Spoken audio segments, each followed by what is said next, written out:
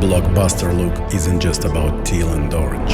It's a carefully crafted mix of deep contrast, controlled highlights and intentional color tones. This look is designed to emphasize mood, tension and emotion. High contrast builds drama. Color contrast creates separation.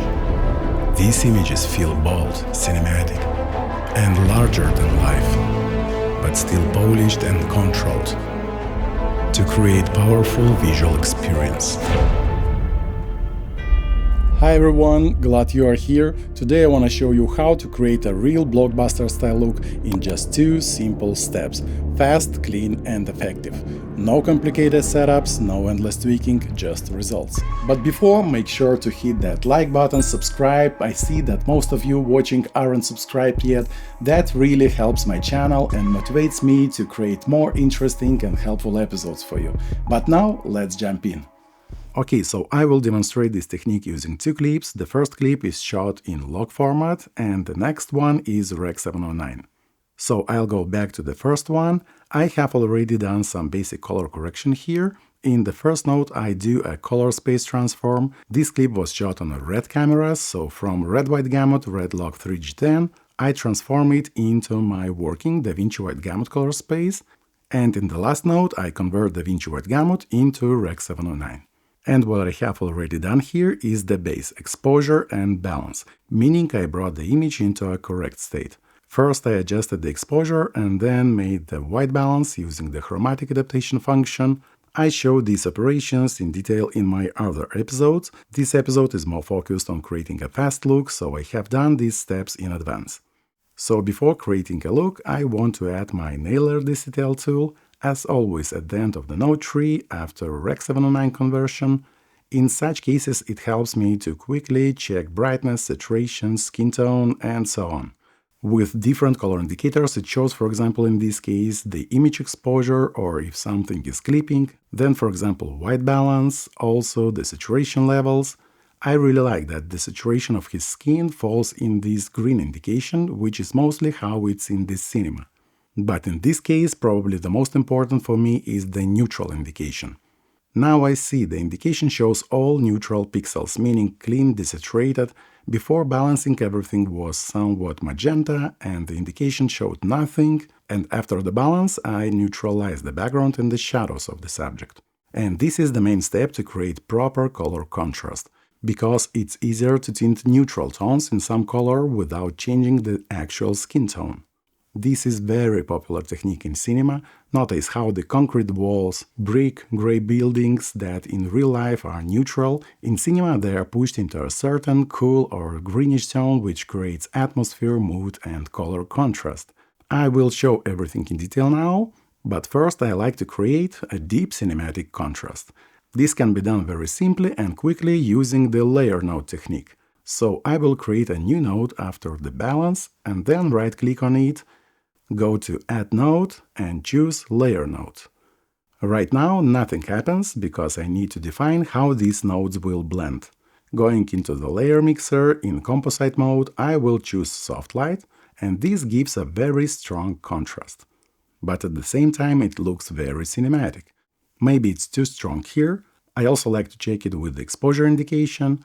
As you can see, the purple color shows everything that falls into very low brightness, meaning from 0 to 8%, so the contrast is too strong, too many dark shadows. There are several ways to fix this, by going into the lower node of the layer, and the lower node here is the main one, meaning it applies its changes over the upper node. If I disable the lower node, everything returns to the starting point. If I enable it, they blend through the mixer. So I could simply go into the node key in key output and reduce the strength of this node, meaning its opacity.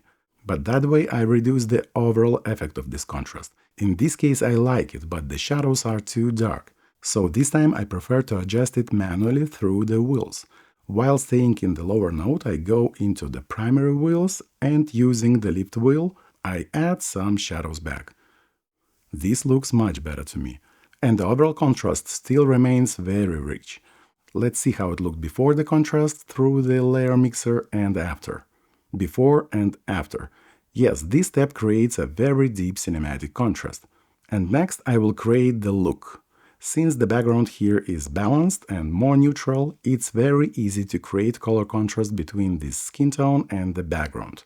For this I will create another node and name it Look. And I will show you how to do this quickly and effectively using the Chroma Warp tool. This is a very powerful tool and it works very softly and predictably. For this I use it in the standard, normal mode, and all I need to do is to go to the neutral background in this case, click with the left mouse button and pull it down into cooler or greenish tones depending on what I'm going for. See how cool that looks, how interesting it gets? Let's check how it was before and after. With just a one mouse movement we created such a look. Yes, it's not perfect yet, but now I'll fix it. First I will open Chroma Warp on a larger screen to see it better. The first thing I don't like here is how the bright areas of the skin shifted into this greenish tone. And for exactly this, there's a tonal range sliders. I'm mostly interested in tonal range high now, so I'll take it and reduce it. I usually like to reduce it by half, approximately like this. And now let's see how it was before and after reducing the range. I've cleaned all the bright areas of his skin. Also, you can reduce the lower range, meaning shadows here. Let's see how it works. As you can see, in this case, its effect is quite wide, since it reduces the overall tone of our look, so I want to make it simpler here. First, I will enable the neutral indication in Nailer, because I want to achieve a clean, neutral black point. The indication will help me to do this more precisely and faster. Yes, as you can see, some of the pixels already fall under the indication, meaning they are already almost neutral, but I still feel a more greenish tone in the shadows. So I'll go into the log wheels and using the shadow wheel, reducing a bit of green. Not too much, but enough to get maximum indication in the shadow areas, something like this. If you are interested in this Nailer DCTL, there's a link in the description of this video where you can find more detailed information about it. And now I will disable the indication and see how cool this looks, before and after. Now, when everything is set, I can play around and slightly change the tone of the background and the look to whatever I like. I will take this point and pull it into more blue, more saturated, less saturated, greenish, warm, depending on what I'm aiming for. But I like this slightly warm and teal. And at the end I'd like to slightly adjust the overall saturation. In this case it feels too strong, so going into the lower layer node, in the primary wheels, in global saturation, I will simply reduce it to about 27, I think it's fine. This method of reducing saturation creates a bleach bypass effect, so you can use it creatively. And that's it, our look is ready. I will select these nodes and see how it was before and after, and once again in full screen, before and after. I really like this look, see how soft and cinematic it looks without creating any artifacts. And even this single Chroma Warp node does the main work. Look at it before and after. Beautiful. So let's move to the next clip. As I said before, this is Rec 709, meaning a compressed 8-bit clip. Also, this clip contains mainly one color tone, it looks almost monochromatic. In fact, I like it as it is, but I still want to create a stronger effect, meaning deeper atmosphere and color contrast. And I will do it with the same two steps. Again, I will start with deeper contrast, I will add a layer node and also change composite mode to soft light. Yes, now everything looks too dark and contrasty, so as before I will go into the lower node and in the primary wheels using the lift wheel raise the shadows to reveal more of the image while keeping the contrast, something like this. Let's see before and after, before and after. Yes, it looks good. Next I'll create another node and it will be again the look node. Here I will also use Chroma Warp, but first let's analyze the clip. The background and the skin tone here are both cool, meaning a similar tone, but the background is cooler and this will allow me to separate them. So first I place a point on the background and try to shift it into more teal. I will make it a bit stronger, But working with such compressed footage as Rec. 709, I don't want to make global changes in a narrow range, because this can easily break the image and reveal unwanted artifacts. In such conditions, I prefer to increase the chroma range, meaning the influence range of this change, so that it affects almost the entire image but with different strength. This will look more natural. So I will slightly increase the range. As you can see, this change now affects her skin tone and shadows and highlights, and this needs to be cleaned up a bit. For this, I will again create a node at the end of the node tree and add my Nailer DCTL to better and easier see the neutrals. I'm more interested in the shadows in this case. Let's enable the neutral indication. Yes, some pixels fall into the neutral zone, but I would like more so that everything does not feel like one teal tone. In this case, I will use the tonal range low slider in Chroma Warp and clean the shadows more globally. And as you can see, the indication now shows more neutral shadows. Good, I will disable the indication. And let's see how it was before adjusting the low range. Yes, everything was much more teal, and after. Since this image is quite dark, this adjustment affects more globally and reduces the overall color tone in the clip, so that's why I made it stronger in the beginning.